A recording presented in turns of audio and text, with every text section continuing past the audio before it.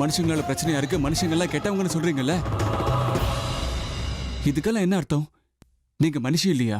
நான் ஒரு மனுஷியே இல்ல, மனுஷி ஆகிற விருப்பமும் இல்ல. உள்ள வந்து சொல்லுப்பா ப்ளீஸ். இவங்க எதுக்காக இப்படி சொல்றாங்க? ஏன் என்ன வற்புறுத்தி இப்படி பேச வைக்கிறாங்க? இவங்க அமிர்தாவுக்கு நல்லதான் செய்வாங்களா இல்ல? ஆனா அவ ரூம்ல இருக்கிற மாதிரி காட்டிக்கிட்டு நாங்க சொன்ன மாதிரி தட்சகவனத்துக்கு தான் போனா. ச்சே, இந்த அர்ஜுன் கடைசி நேரத்துல கால வாருவான்னு நான் எதிர்பார்க்கவே இல்ல.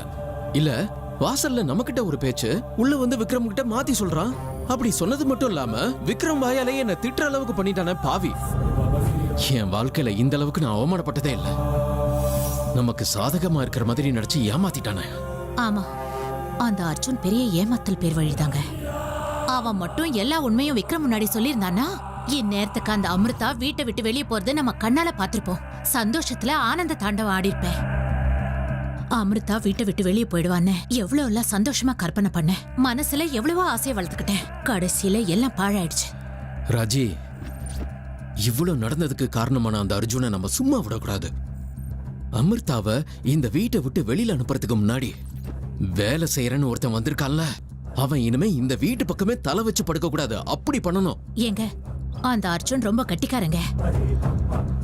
அவன் உண்மையாவே இங்க வேலைக்காக வந்திருப்பான்னு எனக்கு தோணல. ஏன் சொல்றேன்னா, அவனோட பேச்சு நடத்த இவங்க மேல காட்டுற அக்கறையை பார்க்கும்போது அவன் கண்டிப்பா ஏதோ திட்டம் போட்டுதான் இங்க வேலையில சேர்ந்திருப்பான். ஆமா ராஜி, நீ சந்தேகப்படுறது சரியா இருக்குமோன்னு தான் எனக்கு தோணுது. நீ சொன்ன மாதிரியே அவன் வேற ஏதோ திட்டத்தோட தான் இந்த வீட்டுக்குள்ள வந்திருக்கான். என்னன்னு கண்டுபிடிக்கணும். எப்படி கண்டுபிடிக்க போறீங்க? இப்போதைக்கு எப்படின்னு எனக்கு தெரியாது. ஆனா அவன் யாரு, அவனோட குலம் கோத்திரம் என்னன்னு கண்டுபிடிச்சு அவன் ஜாதகத்தையே அலசி ஆராய்ஞ்சு அவன் வாழ்க்கை முழுக்க மறக்க முடியாதபடி நான் அவனை அவமானப்படுத்த போறான்.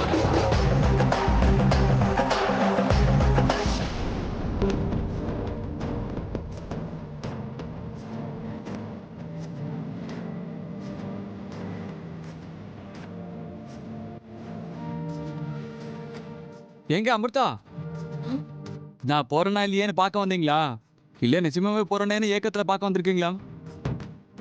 இத பாருங்க அமிர்தா, நீங்க என்ன எவ்வளவு வெறுத்து ஒதுக்கினாலும் என் மேல கோவப்பட்டாலும் நான் கடைசி வரைக்கும் உங்களை காதலிச்சுக்கிட்டே இருப்பாங்க.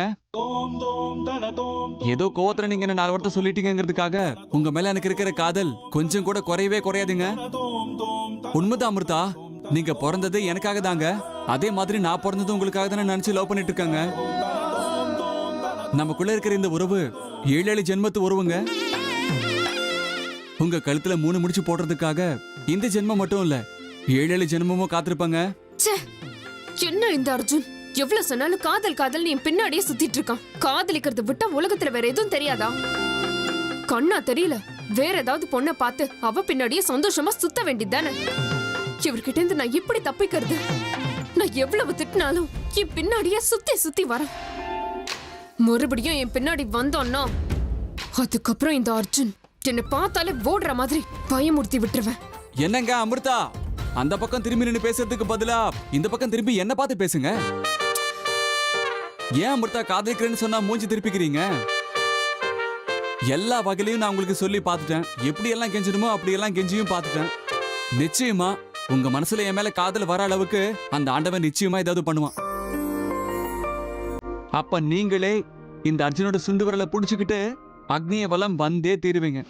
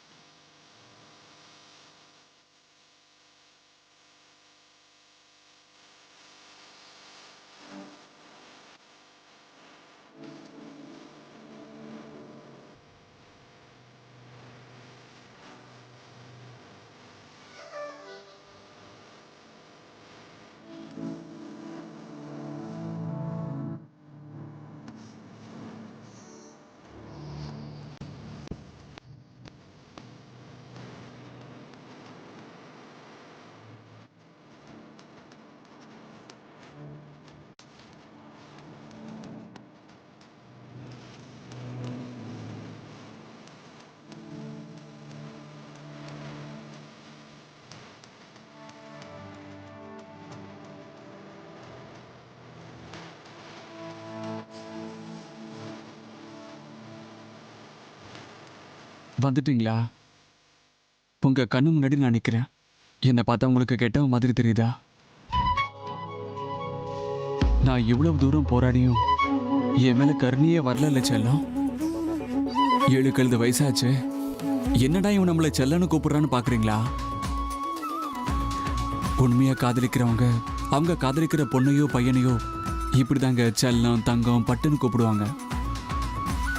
வாங்க என்னை கட்டி பிடிச்சுக்கோங்க. இவ்வளவு நாள் காத்திருந்ததுக்கு எனக்கு ஸ்வர்க்கத்தை காட்டுங்க.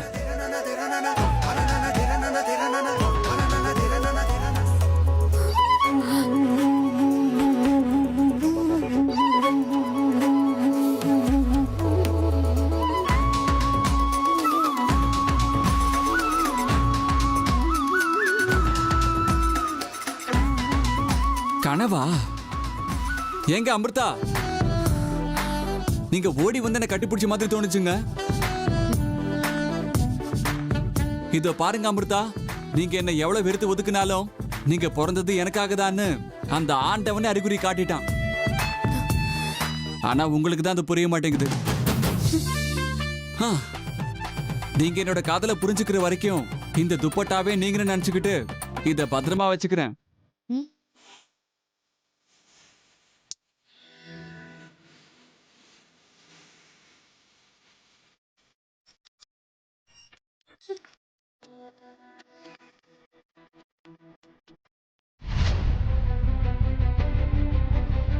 இன்னைக்கு அர்ஜுன் வீட்டுக்கு வந்த உடனே அவனை கேட்கணும். தினம் அவன் எங்க போறான்னு தெரியணும். இப்படியே விட்டோம்னா அவன் நம்ம கை மீறி போயிடுவான். நீங்க சொல்றது சரிதான் அத்தை. நானும் இத பத்தி பலமுறை அவன்கிட்ட விசாரிச்சு பார்த்துட்டேன். ஆனா அவன் வாயை திறக்க மாட்டேங்கிறான். அப்படி இப்படி பேசி அவனை வற்புறுத்தி ஏதாவது கேள்வி கேட்டா ஏதாவது சாக்கு சொல்லிட்டு வீட்ல இருந்து நழுவி போயிடுறான். அவன் வீட்ல இருந்து போகாம எப்படி தடுக்கிறதுன்னு எனக்கு ஒண்ணுமே புரிய மாட்டேங்குது அத்தை. அதுக்கு தான் சொல்றேன், இன்னைக்கு என்ன ஆனாலும் அவன்கிட்ட பேசி ஆகணும். இன்னும் 1 மாசம் அவனுக்கு மிகப்பெரிய ஆபத்து இருக்கு. சீக்கிரமா அவனுக்கு கல்யாணத்தை பண்ணி ஆகணும். எப்படி இருந்தாலும் மயூரி ஒரு 2 நாளைக்கு மட்டும்தான் அவங்க அண்ணன் வீட்டுக்கு போயிருக்கா. அவ திரும்பி வரதுக்குள்ள எப்படியாவது நம்ம அர்ஜுனை கல்யாணத்துக்கு சம்மதிக்க வைக்கணும். கருணா, வாங்க. சொல்லுங்க பாட்டி.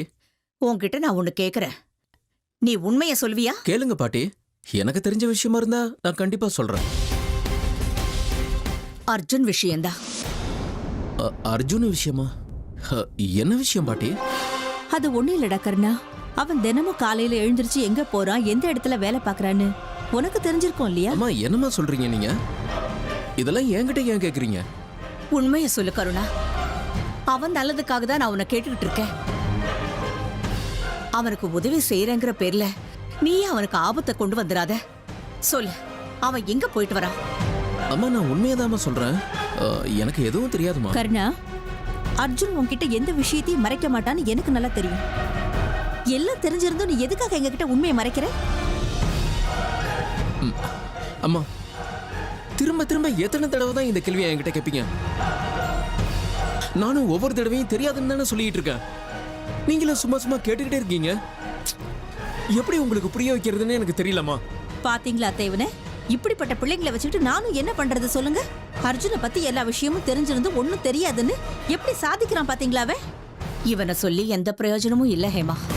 இவனுங்களுக்கெல்லாம் அப்பன் இருக்கான விஷ்ணு, அவனே பிள்ளைங்க மேல எந்த அக்கறையும் காட்டாம இருக்கா.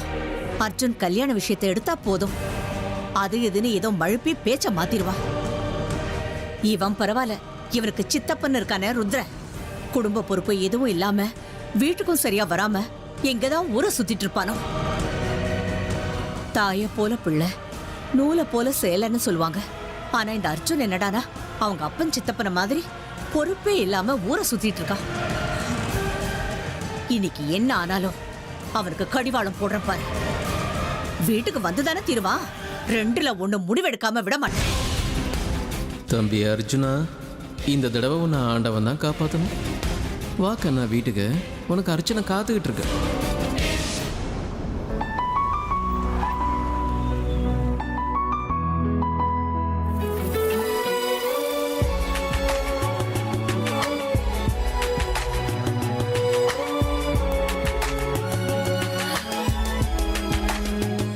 ஏங்க அமிர்தா, நீங்க என்கிட்ட பேசவே மாட்டேன்னு சொன்னா எனக்கு உயிரே போயிடும் போல இருக்குங்க. வேணும்னா இழுத்து 2 அறை விட்டுருங்க. ஆனா சும்மா சும்மா என் மேல கோவப்பட்டு பேசாம மட்டும் இருக்காதீங்க. எங்க அமிர்தா, உங்களை நான் பைத்தியமா காதலிக்கிறேங்க. என்ன மாதிரி ஒரு காதலன் மேல கோவப்பட்டு சும்மா சும்மா பேச மாட்டேன்னு சொன்னா எப்படிங்க? என்னையும் உங்களையும் பிரிக்கிறதுக்கு இந்த ஜென்மத்துல யாராலையுமே முடியாது அமிர்தா. வாழ்க்கையே பசுமையா இருக்குங்க, அதுவும் நீங்க என் கூட இருந்தா. இல்லைன்னா வாழ்க்கையே பாலைவனமாயிடும்.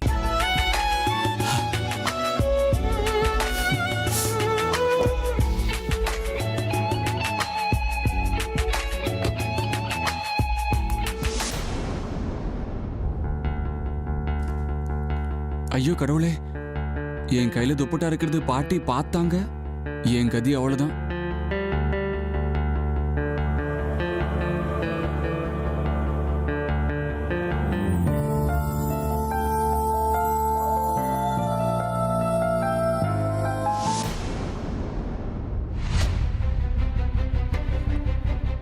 என்ன பாட்டி, என்னாச்சு?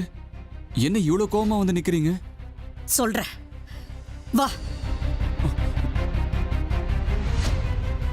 ஹேமா, ஹேமா,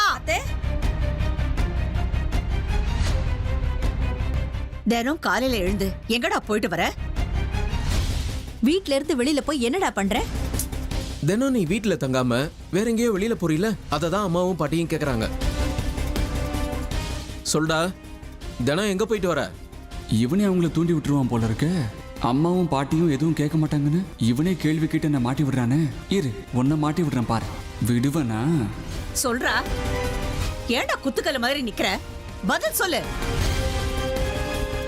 உன் உயிருக்கு ஆபத்து இருக்கு, வீட்டை விட்டு வெளியே போக கூடாதுன்னு எவ்வளவு தடவை சொல்லிருக்கோம். ஆனா எங்க பேச்ச மீறி நீ பாட்டுக்கு போயிட்டு இருக்க. சொல்றா, ஒரு நாள் தவறாம தினம் எங்கடா போயிட்டு வர? பதில் சொல்லு அர்ஜுன்.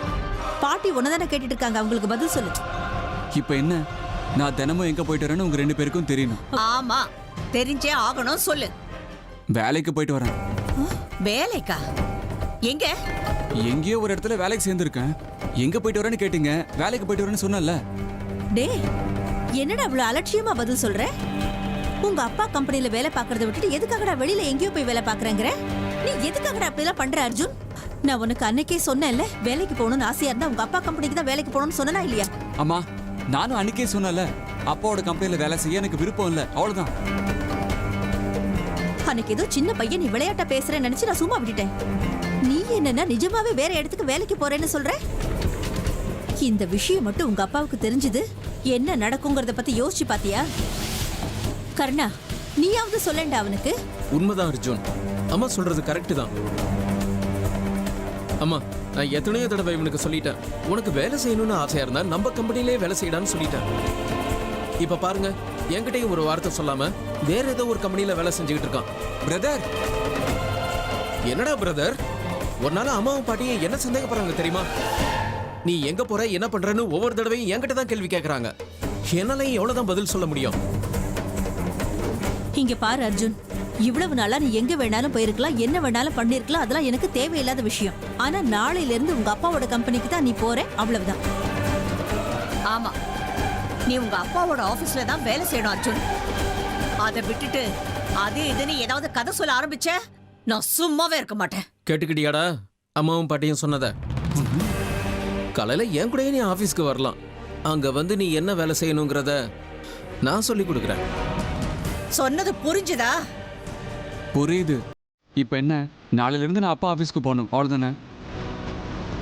யோசிச்சு காலையில சொல்றேன்.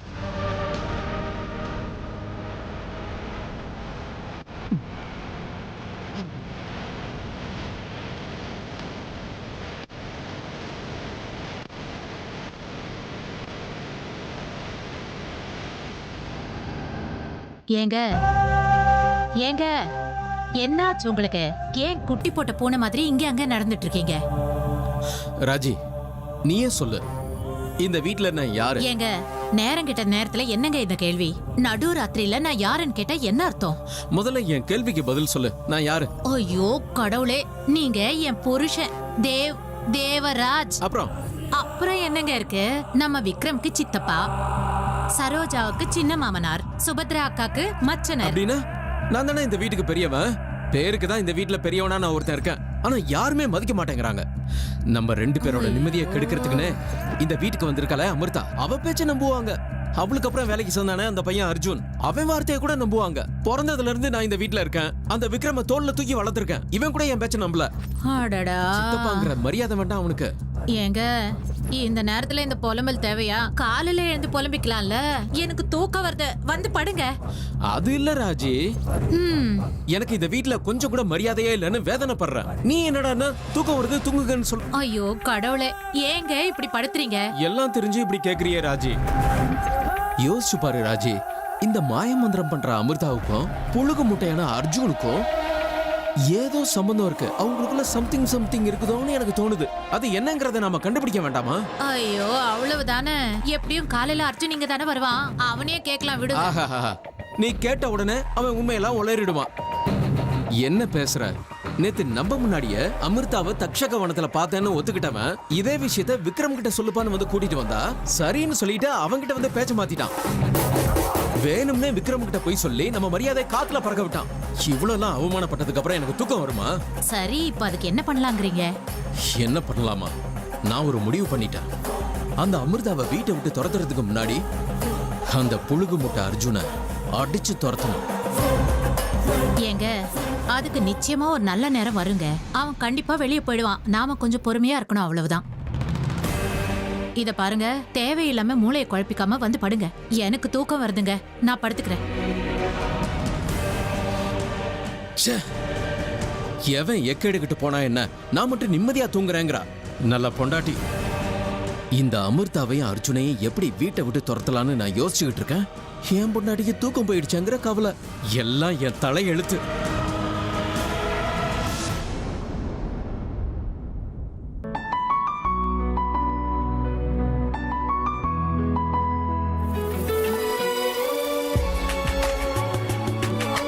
என்ன அமிர்தா, என் தலையெழுத்து இப்படி இருக்கு? எத்தனையோ பொண்ணுங்க நான் உன்னை காதலிக்கிறேன்னு என் பின்னாடி சுத்துறாங்க. அந்த மயூரி உன்னதான் கல்யாணம் பண்ணிப்பேன்னு பாம்பு காலை சுத்துற மாதிரி சுத்துறா. அவங்களுக்கெல்லாம் உண்மை தெரியாது. நான் உங்களை தான் மனசார காதலிக்கிறேன். கல்யாணம் பண்ணிக்கிட்டா உங்களை தான் பண்ணிக்க போறேன். ஆனா நீங்க என்னடான்னா என்ன ஓர கண்ணால கூட பார்க்க மாட்டேங்கிறீங்க. என்ன அமிர்தா இது?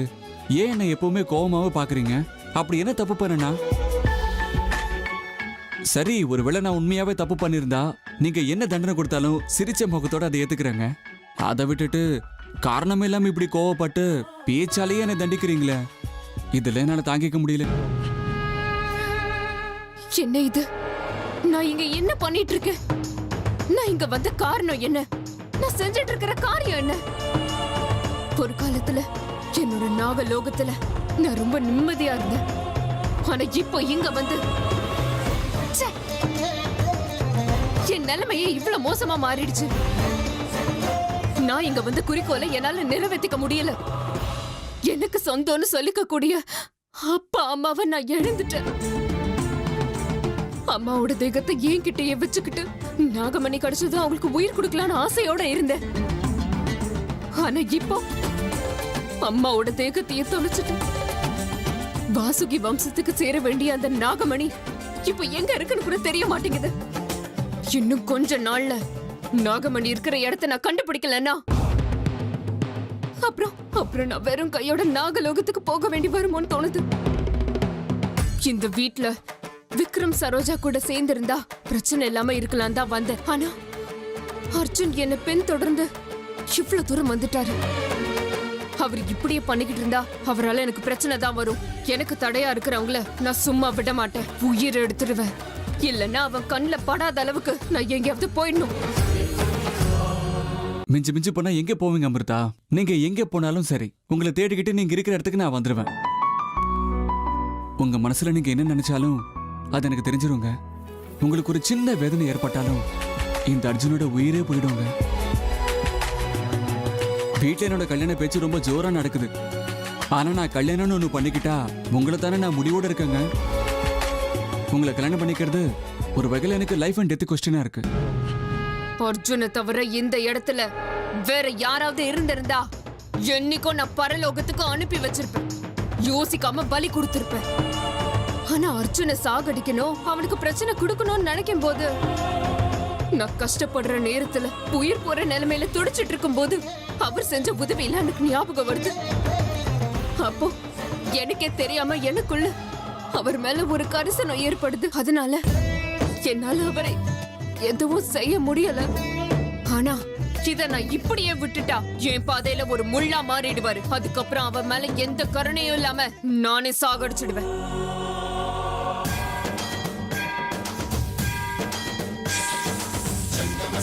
ಗಂಗಾಚಿತ ಶಿರಮುಖ ಮಂಡಿತ